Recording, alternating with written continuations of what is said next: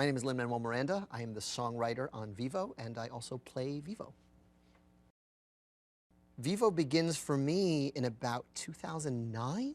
I read a treatment, and the screenplay had this character named Vivo and Andrés, and they were in Cuba, and it really was about sort of music and friendship and in a weird way, grief, but in a way that felt very accessible to people of all ages, and just fell in love with it and fell in love with sort of trying to tell music from that part of the world. I'd never written music for singing and talking anthropomorphic animals before, and it didn't happen. It was at another company, and it didn't happen. And then around 2015, 2016, like Vivo kind of wouldn't leave me alone. And so started working on it again with Chiara Alegria Hudes, my co-writer on In the Heights, with whom I just love writing. And we started working with Kirk D'Amico on sort of telling Vivo's story. And Chiara brought so much to the story that wasn't there before. She brought Gabby to the table and really kind of clarified the journey. And it really is kind of a love letter to the two things that I think live forever, like music and love, and how they're kind of the same thing. And so it's been a joy to work on it all these years. The only natural choice to help us work on this was my friend Alex Lacamoire, who was part of my music team on In the Heights, and did arrangements and orchestrations on that along with Bill Sherman. And then this is his first sort of solo film score. Alex is Cuban American, grew up in all of the places where this movie takes place. And so everything that comes out of him is authentic, but we also already had a shorthand of nearly 20 years working together. So it was really fun to go from him just sort of interpreting and arranging my work to going back and forth and him writing orchestral moments for the show and bringing that Cuban authenticity to the score. It really felt like a natural extension of our working relationship. You know, Alex is an incredible musician, an incredible writer in his own right. And so I could see the fun he was having in terms of digging through the sounds of his childhood and his culture, and what he would bring to the table, and getting to bounce those off each other. I'll give you an example. There's a song in the movie called Presente. It was a throwaway moment. We just needed, there was a moment where we wanted to hear Marta Sandoval like in the club. And what is she singing? And we sort of, our charge in that moment was to create a great Latin song that has never existed but feels like a standard. And so I threw some lyrics at him. I just said, "Que diga presente," and he kind of ran with the ball and made this really amazing arrangement to it. And then he called me back and was like, "I think I need more lyrics to this song. It's becoming more of a moment." And then we got to kind of write the whole song, and that's me writing lyrics to his music, which we'd never done before. So again, that arose very organically out of the story needs of the movie. So we've worked in so many different ways that I think we really work from a place of best idea in the room wins, and it was really a joy to like not only bring him my songs and see what he could add to that, but also then see how those songs interacted with his score elements. Listen, we're looking for Cuban royalty, and you don't get more royal than Gloria, and she is so incredible. I mean, what she's accomplished for Cuban Americans, for Latinos in general, for just music in general. I mean, I can't think of a time in my life where Gloria wasn't part of the sonic landscape. And I remember, you know, dancing as hard to Miami Sound Machine as a kid as my kids are dancing to my own drum when they hear it in the movie. And so it's a thrill to get to write for her. I mean, it really is a bucket list moment to write words and music that she's going to sing. Vivo is a kinkajou, which are not common to Cuba, but he sort of found himself there through an accident of circumstance and was rescued by this incredible musician named Andrés. And they have since become sort of one of the most incredible acts in Havana City. And they perform their music in the plaza, and they have their routine, their musical routine and their life routine, like down to a science. And you know, it's a modest life, but they are happy. And change comes in the form of this letter from Andrés's old musical partner, Marta Sandoval, who has left Cuba and become an international sensation. She's doing her farewell concert at the Mambo Cabana in Miami and is inviting Andrés to reunite with her. And Andrés sort of confesses to Vivo and to us that she was the love of his life. He wrote a song for her. He never gave it to her. He hasn't seen her in decades. And it becomes Vivo's mission to deliver this song to her in time for that closing concert. Along the way, he meets Gabby, who lives in Florida, and there's no describing Gabby. You have to see Gabby to believe her, but she is a very plucky and brilliant kid who has her own notions of music and what they can be. And this friendship forms between Vivo and Gabby, this musical partnership and friendship. And it really is kind of a road movie. Sort of like when life throws changes at us, how do we adapt and how do we keep going? But it is their journey to deliver that song from Havana to Malta in Miami. What I love about Vivo is that he's got a lot of contradictions. You know, on the one hand, he is this freewheeling, wildly talented creature who is an incredible musician and really prizes that and is proud of that. And at the same time, he really is kind of like likes things to stay the same. Like he's really terrified of change. He's terrified if we go offbeat in life or in music. And so, you know, for him to meet someone like Gabby, who has never found a rule she couldn't break, is quite the odd couple pairing. But the notion that this creature who just like is in love with the routine and I think loves his life, when his life is upended, how do you adapt to that? And I think there's a lesson in that for all of us in terms of how do you adapt when life changes on you. You know, you can make all the plans you want, but life will throw you curveballs, and Vivo rises to the occasion.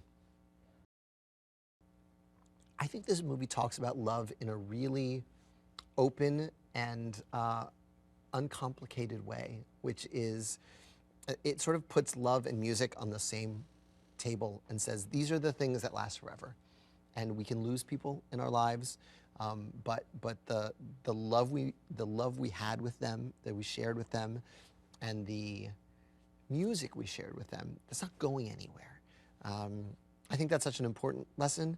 You know, it really kind of is, I think when the world changes on you, and listen, the world has gone through so many changes in the past year, how do you move on? How do you adapt? And what are the things that continue to live inside you when the world changes? I think that's what folks take with them. I know my kids, they love this movie. I mean, really like above and beyond anything I've ever worked on. I get asked to put on Vivo more than anything. And they love the friendship that blossoms between Gabby and Vivo, and really how we can be very different and become friends, and also and create things together. I think that's the other thing that is sort of an incredible theme through it. Like the things we create together kind of go on and outlive us.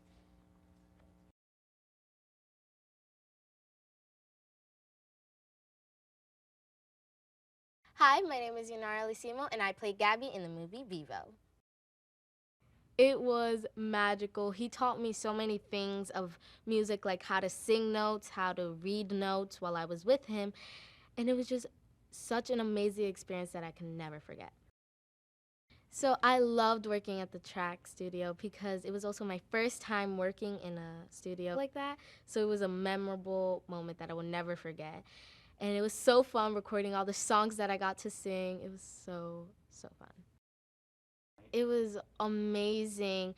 Their characters are so cool, and like working with them, I was doing something that I love, and they all portray something that I love to do: acting, singing, and working in the arts, which I hopefully can do in the future. I think it would be a great movie for families to watch together because a lot of a lot of people can relate to some of the characters and what they're going through, and it's also a fun movie in general. The music is beautiful, and everything is just amazing.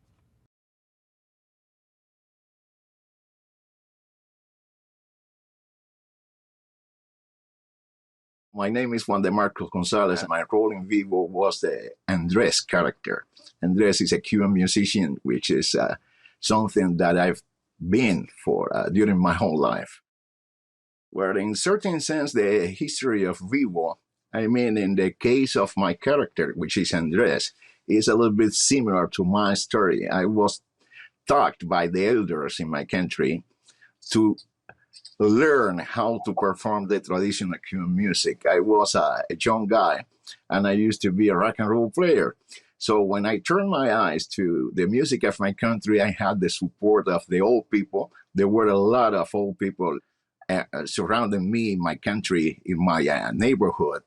And then later, I was able to help younger people and even elder people to reach their goals. So in certain sense, it's similar to my life. And this is one of the reasons I was attached to the history of Vivo, the film. I was a kind of Andres. I've been a kind of Andres when I was a kid. I was a kind of Vivo when I was a kid. And then I was a kind of Andres when I had the possibility to support the people, to support younger guys, to teach them how to perform the traditional Cuban music. In fact, the Cuban music is huge, but it is a little bit difficult to learn the styles of the old generation and then mix the style of the old generation with the contemporary music in Cuba, and I was able to do it. And this is something that it was important for me, and that's why I was attached to this character of Andres. Andres was a very nice person. He was a very good tutor for Vivo. He was a nice guy. And everybody in the neighborhood was in love with Andres, who used to play every morning. They are going to love the music because the music is very well written. The arrangements are special. There are a variety of genres. Based on Cuban music, there are some ballads, there are some freestyle music of the Miami City. The people is going to love the music and how the music is able to make a journey to help the main characters in the journey through the film.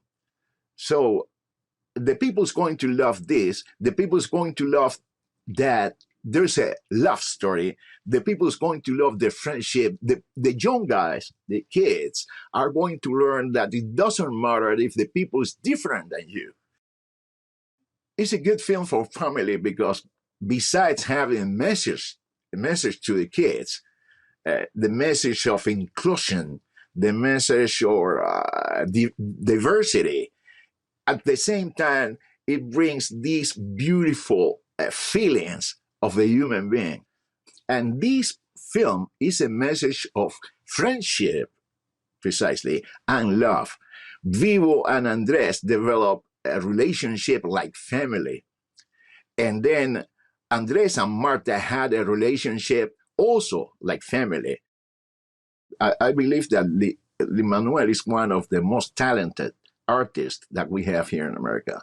He is a guy that brought to the main stages, not only here in America, but worldwide, the spirit of his community. And Lin-Manuel is very talented. The music is very well written. His compositions are outstanding. Not only the compositions that I have sung in the film, but also the whole thing, the whole concept, and the way that he mixed when he was composing elements of the contemporary music with the traditional Cuban music. There are songs that are very traditional, like Mambo Cabana, which is a Cuban song. It's a very traditional style of music. Meanwhile, One of a Kind is more freestyle, the more contemporary, mixing the elements of the Afro-Cuban music with the contemporary music. And then the Gabi's hip hop, the Gabi's rap, which is my favorite song in the film. Lin-Manuel is outstanding. Well, Kirk was a helping hand. No, I'll tell you something. I've never been an actor in my life. I'm a musician. I'm a band leader. I have composed music for films. And I have composed music for my band. I have composed music for some more musicians. And I have conducted bands for nearly 40 years. But I've never been an actor. And I received the helping hand of Kirk, not only Kirk, but also Brandon, many, Michelle, the people that was working at the film